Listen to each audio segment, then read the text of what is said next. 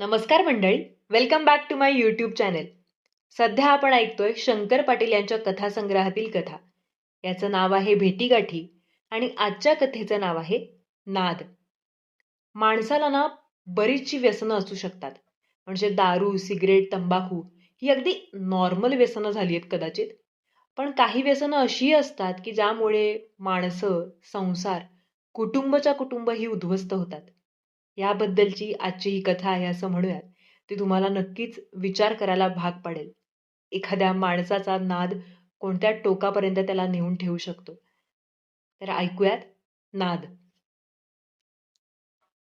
आम्ही गावी निघालो की अलीकडे हरिबाद स्टेशनवर गाडी घेऊन येतो. मग 4 मैल गाडीचा प्रवास फार चांगला घडतो. ह्या प्रवासात हरिबा अनेक गोष्टी आम्हाला सांगतो. नव्या बैलजोडीचं त्याचं पुराण ऐकण्यासारखं असतं. हरिबा बैलांविषयी बोलू लागला म्हणजे पुराण एक बुवाकत रंगून जातो. शर्यतीची समग्र माहिती त्याच्याकडून मिळते. 10-20 गावांतील बैलजोडीचा इतिहास कळतो. जवारी, हानम, खरसुंडी अशा अनेक बैलांच्या अनेक जाती समजतात. आणि खुद्द स्वतःच्या गाडीचं त्याचं गाणं एकदा सुरू झालं की मग गाव येईपर्यंत ते संपत नाही. सुगीच्या सुमारास आमच्या गावची जत्रा येते. त्या यात्रेच्या निमित्तानं दर साल आम्हाला गावाचं दर्शन घडतं. तसाच आजही चाललो होतो. गाडी सुटली तसा हरिबा म्हणाला, "काय मालक, कशी वाटती जोडी?" हरिबाच्या नव्या बैलजोडीकडं जरा चौकस नजरेनं बघत मी म्हणालो, "जा खाय की." "खा आपलं फशिव तसा." "फसवू कशाला? आणि हरिबा, कधी घेतलंच हे खोंड?" हरिबानं अमावस्या पौर्णिमेचा हिशोब करून सांगितले. "येत्या पुनवला 2 महिने होत्यात बघा. तसं खोंड चांगलं लागलं म्हण असा." "कुठली खरेदी हरिबाई?" "काय लांबची नाही. गेलो एका सोमवारी वडगावला. आपलं सभागतीचं जमलं म्हण असा." "मग जुनी जोडी विकलीस तर?" "काढली झाडून आणि इकली तेच बरं झालं." "ते कसं?" "अहो बैल आपेशीचं होतं ते." मी म्हणालो, "आपली समजूत असते झालं." "समजूत कशी म्हणतासा? त्या जोडीपासनं काय सुखाचं तोंड नव्हतं बघा.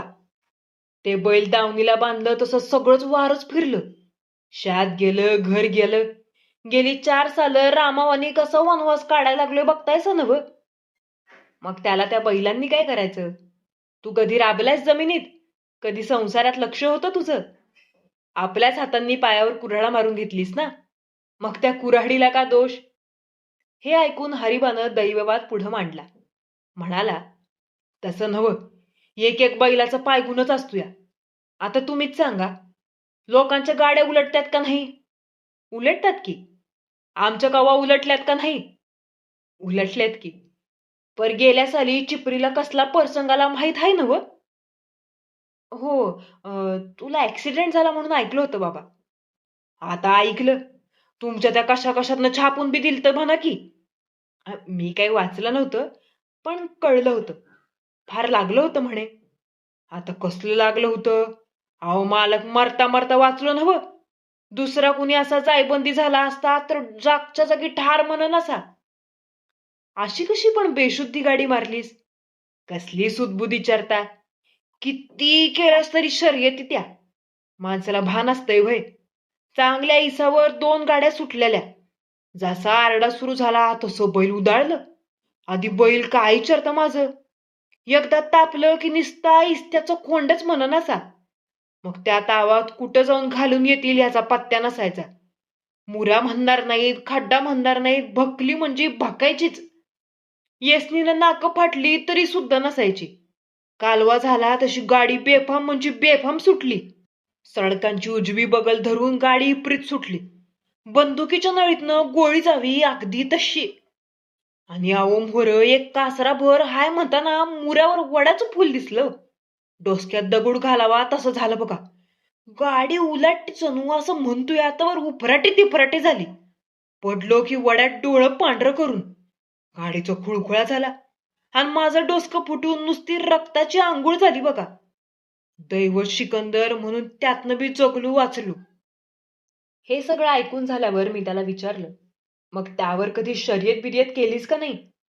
"अजून तर काय नाव नाही बघा." "का? भ्यालास काय?" तसा तो खवळून म्हणाला, भ्याला काय? मांजराच्या पोटाला आलोय काय? मग उगीच चिडवावं म्हणून मी म्हणालो, मग ही जोडी तशी पळायला चांगली नाही वाटत. ही बघा की, असं म्हणून त्यानं बैलांच्या शेपटीला हात घातला आणि जे बैलांनी उड्डाण केलं तसा मी मागं कलंडलो. कुणीतरी ढकलून दिल्यागत. मग जरा तारीफ केली तसा हरिबा खुलला. त्यानं ह्या नव्या जोडीची सगळी माहिती दिली. त्यांच्या खोडी सांगितल्या. त्यांची पळण्याची तऱ्हा सांगितली. असंच बोलणं वळणं घेत घेत गावच्या जत्रेपर्यंत आलं. चहाच्या आणि मेवा मिठाईच्या दुकानांचा त्यानं बरोबर हिशोब सांगितला. तमाशांच्या फडाचंही त्यानं ढंगदार वर्णन केलं आणि 4 डोंबारणींची नावही त्याच्या तोंडातून आलीच. आणि शेवटी माझ्याकडे तोंड करून तो म्हणाला, "आणि परवाच्या दिवशी सकाळी गाड्यांच्या शर्यती बी आहेत. बघूया कुठल्या कुठल्या गाड्या येतात." "हरिबा, मग तू गाडी घालणार की नाही?" तोंड वाईट करून तो म्हणाला, "घातली असती, पण अन्न कावत्यालो आणि पैशाकडे बी जरा घोडं पेंड खातेच म्हणा." असं बोलता बोलता गाडी वेशीत आली. गावकरी भेटू लागले. "काय कवा आला?" "आत्ता येतोय हेच." असं सुरू झालं आणि मग आमचा वाडा आला. मी गाडीतनं खाली उतरलो तसं हरिबानं विचारलं, "काय? येत असं काय रातच्या मळ्याकडं? चांदणं पिट्टागत असत्या. या की. लागू दे जरा रानातली हवा. हा? येत असा?" "आ, बर. मग आज राहिलं. उद्याला तर या. मळणी बिळणी सुरू आहे. बघा तरी आपला मळा काय." "बर बर." असं मी म्हणालो तेव्हाच त्यानं गाडी पुढं आणली आणि मागं वळून पुन्हा एकदा तो म्हणाला, "या बर का, राहू नकासा." हरिबाचा हा गाडीचा नाद अगदी पहिल्यापासून आहे तसा आहे. माझ्या बाळपणी ओढ्यांवर चिंचेच्या झाडाखाली आम्ही चिंचा वेचताना हरिबाची गाडी मोकळी असली की आम्ही पोरं त्यात बसत असू. मग हरिबा आम्हाला म्हणत असे, "पोरांनो, तुम्हासनी गमच्या दाऊ का?" आम्ही हरकून माना हलवल्या की तो आमच्याकडे बघून मोठ्यानं म्हणे, "अर, काड्याची पेटी पडली र." ह्या सरशी बैल उधळायचे. पोरं टाळ्या मारायची. आनंदानं बेहोश होऊन टाळ्या माराव्यात अशा अनेक कला त्यानं बैलांना शिकवल्या होत्या. ह्या कामात त्याचा हात धरणारं कोणी नव्हतं. त्याची त्या काळची जोडी गाडी कामात नावजीक होतीच. हरिबा शर्यतीला गेला की नंबर घेऊनच यायचा आणि गडी हौशी सुद्धा तसाच. मग रात्री बैलजोडची मिरवणूक निघायची. वाजा बसायचं. ताटं भरभरून साखर वाटायची. तसं हरिबानं नुसतं बसून खाल्लं असतं तरी सरलं नसतं. अशी त्याच्या हिश्श्याला वडिलार्जित जमीन होती. चांगली हत्तीच्या पायागत. राबणाऱ्यानं त्यात सोनं पिकवलं असतं. पण हरिबाचं या कुणबिकीवर ध्यानच नव्हतं. त्याला सारा गाडीचा नाद. बैल घ्यायचा, विकायचा, जोडी जमवायची, फोडायची, त्यासाठी वरावरा बाजार फिरायचे. हेड्यांना चहा पाजायचा, दारू द्यायची. मग गाडी घेऊन कुठं जत्रेला जा, कुठं उरसाला जा असं करायचं. आणि कुठे शर्यत बिर्यत असली तर माती सावडायची टाकून तो तिकडं पळायचा. असा त्याचा नाद येड जावा. मग कशाची कुणबीक आणि कशाचं काय. केव्हा तरी पेरणी, केव्हा तरी कापणी. सगळं लहरीबाज काम. जोंधळा छातीबरोबर लागला तरी हरिबाची भांगलण व्हायची नाही. मिरची तोड्याला आली तरी हा गडी कुठं मारवाड्यात नाही तर मांगवाड्यात हेड्यासंग गप्पा ठोकत बसलेला असायचा. सुग्गी आली की 12 तास रानात पडून राहायला पाहिजे.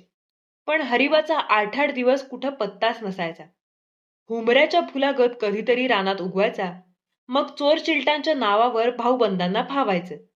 रातोरात कणसं खुडली जायची. असा हपापाचा माल गपापा व्हायचा. सरकारी फाळापट्टी भागवताना 4 सावकारांची घरं पुजायची पाळी यायची. मग दसरा आला, दिवाळी आली की धडूत घ्यायला पैसा नसायचा. काय एक नड असती माणसाला. अनेक गोष्टी असतात. कधी दुखणं, कधी काय. कधी चांगलं जनावर आढळायचं. जोड जमायची आणि हरिबा सावकाराकडनं पैसे काढायचा. नोट लिहून द्यायचे. सुग्गी संपली की वायदे संपायचे आणि तगाद सुरू व्हायचं. मग थोडं ठेवायचं.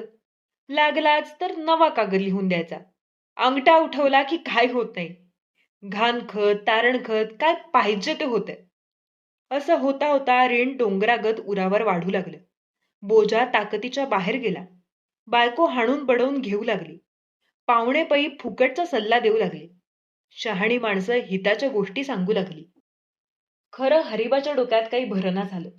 आपली गाडी आणि बैल म्हणणार एवढं खरं. आणि असेच दिवस चालले. सोन्यागत जमीन सावकाराच्या ताब्यात गेली.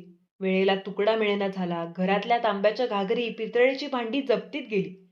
आणि आता पाण्याला मातीचा गिळा आला. कोरड्यास लोटक्यात शिजू लागलं. आणि आता गेली 2 सालं अण्णांनी आमचंच एक रान त्याला भागानं दिलंय. आणि हरिबा आपले दिवस ढकलतोय. असंच चाललंय. आपलं काढतोय कसं तरी पोट बाहेर. मी दुसऱ्या दिवशी रात्री जेवण झाल्यावर जरा जत्रेतनं फेरफटका मारला आणि मग झोपायला घरी न जाता मळ्याकडे गेलो. चांद उगवून चांगला वर आला होता. ढासं वारं सुटलं होतं. थंडीनं भुकार फुटत होतं. मळणी चालली होती. तिथं खळ्या शेजारी जाळ करून मी शेकत बसलो होतो. वावरातल्या तुरीचा धुंद वास खात आपलं अगदी मजेत. तशी लहर आली. वाटलं पान खावं आणि म्हणून मी हरिबाला हाक मारली. तर एक नाही नि दोन नाही. त्याचे पाय तेवढे कणसं तुडवत बैलामागनं फिरत होते. पण मन कशात तरी रमलं होतं. माझी हाक ऐकण्याइतकं त्याला भान राहिलं नव्हतं. मग काही वेळ उगीचच मी त्याच्याकडे बघत राहिलो आणि पुढं बघवलं नाही. कळा खाणारा त्याचा वेश बघून वाईट वाटलं. 2 सालामागचा जुना फाटका-विटका पटका त्याच्या डोक्यावर होता. गुडघ्यावर नेसलेल्या धोतराला वितवितभर खोंबारे लागलेले दिसत होते. आणि अंगातलं जाडं-भरडं मुंड कामातनं गेलेलं होतं. त्याला पाठीवर, हातावर ठिगळं दिसत होती. त्याच्याकडे बघता बघता पान खायची माझी तल्लफ आपोआपच निवली. एवढ्यातच हरिबाची आणि माझी नजरानजर झाली. मी विचारलं, "काय हरिबा? कशाने एवढं दंग झालास?" हरिबा उगीचच हसला. खळ्यातनं माझ्याकडे आला आणि धगीला हात धरून म्हणाला, "काय नाही बा, कसला विचार करायचा? तरी पण रिंदीचा दिसतोय तुझा चेहरा." यावर हरिबानं आणिक जरा तोंड वाईट केलं. उगीचच माझ्याकडे तोंड वर करून 2-3दा बघितलं. लाळेच्या जनावरानं पाय टाकायला दबकावं तसं काहीतरी बोलायला तो दबकला. मग मीच म्हणालो, "पान खाऊया, संची काढ की." "पान होय?" असं बोलून हरिबा घुटमळला. मग बूट टेकून सप्पय बसावं म्हणून पायाचे गुदगे जरा सलाम केले आणि चंची सोडत तो कचवचत म्हणाला, "हा पान वाळून कोड झालाय. चालेल तुम्हाला?" "त्याला काय होतंय? काय तोंडाला चावतंय काय ते?" असं म्हणून मी पानं हातात घेतली. चुना लावला. हरिबानं कोरून दिलेला कात तोंडात टाकला आणि हात पुढं करत म्हणालो, "सुपारी दे की." तसा हरिबा लाजला. म्हणाला, "आमची सुपारी तुम्हासनी नाही चालायची. तसंच खावा पान." "न चालायला काय झालं? काढ की, कसली असेल तसली." मग समोरच्या जाळात सगळ्या टाकीत तो म्हणाला, "बाबळीच्या सालीवच आम्ही सुपारीचं काम भागवतोय. ती तुम्हासनी कशी द्यावी?" यावर मी विषय बदलला. जरा जत्रेच्या गोष्टी काढल्या. खरं हरिबा खुलला नाही. मग म्हटलं आता त्याच्या गाडी बैलाविषयीचं बोलणं काढावं. तवर हरिबानं डोक्याचा पटका काढून मांडी खाली घेतला. तसे त्याच्या डोक्यावरचे अपघाताचे ताजे व्रण दिसले आणि मला त्यानं सांगितलेल्या त्या चिपरीच्या शर्यतीची आठवण झाली. मी म्हणालो, "काय हरिबा, आत्ताची जोडी तरी वेसणीला मऊ आहे की नाही? का तापले म्हणजे घेत्यात घालून तुझ्या त्या जोडीगत कुठेतरी?" "तशी काय तरकाटी नाहीत. हा रे म्हटलं की वरचा पाय वर, खालचा पाय खाली म्हणनासा." असं म्हणून तो खळ्याकडेच बघत राहिला. त्याची जोडी खळ्यात मळणीला ओढली होती. त्यांच्याकडं खुळ्यागत बराच वेळ बघत म्हणाला, "कसली जोडी अन काय घेऊन बसलायसा? दात हायत तर हारभरं नाहीत अन हारभरे हायत तर दात नाहीत अशातली गत आमची." "असं म्हणतोस? बरं चाललंय ना आता?" हाय ते बरंच म्हणायचं की." असं म्हणून त्यानं एक उसासा टाकला. मी बोललो, "नाही, तू काहीतरी मनात ठेवून बोलतोस." काय ठेवणार मनात म्या? आपले हेच की कवा कवा वाईट जीवाला कोडं पडतं या. अवघड वाटतं या झालं. असं कशासाठी पण? अहो आणि कशापायी? असली पळाऊ जोडी आऊत कामाला जोडावी लागती ह्याच जरा जीवाला लागते बघा. त्या जीवाला लावून घेण्यागत काय एवढं? तो कळवळून बोलला, असं कसं? पळाऊ बैल अशा उत्कामानं आत नाही का येत? नुसत्या गाडी बिगार त्यासनी दुसऱ्या कशाला जोडून महाल नाही चालत. हे ऐकून मला जरा हिताच्या गोष्टी कराव्या असं वाटलं आणि मी म्हणालो, "हरिबा, आता शर्यत बिर्यत दे सगळं सोडून. त्या नादानं काय चांगलं झालं नाही तुझं. आपली गाडी पळवावी नाही असं नाही, पण गमतीनं कधीतरी." कुठं जत्रेला शर्यतीला. तेवढं गेला सवरलास तर. आपली तेवढीच चुणूक बरी. असा बराच उपदेश मी केला. माझं हे बोलणं त्याला रिझलं का नाही ते कळलं नाही. पण त्या बोलण्यानं आपल्या दुःखाला वाट देण्याइतका तो माझ्याजवळ आला एवढं खरं. सकाळचं मळ्यातनं घरी निघताना तो मला म्हणाला, "अ, एक काम आहे बाळासाहेब." "कसलं सांग की?" खाली मान घालून त्यानं विचारलं. रुपया एक मिळेल का?" मी चटकन म्हणालो, "हो."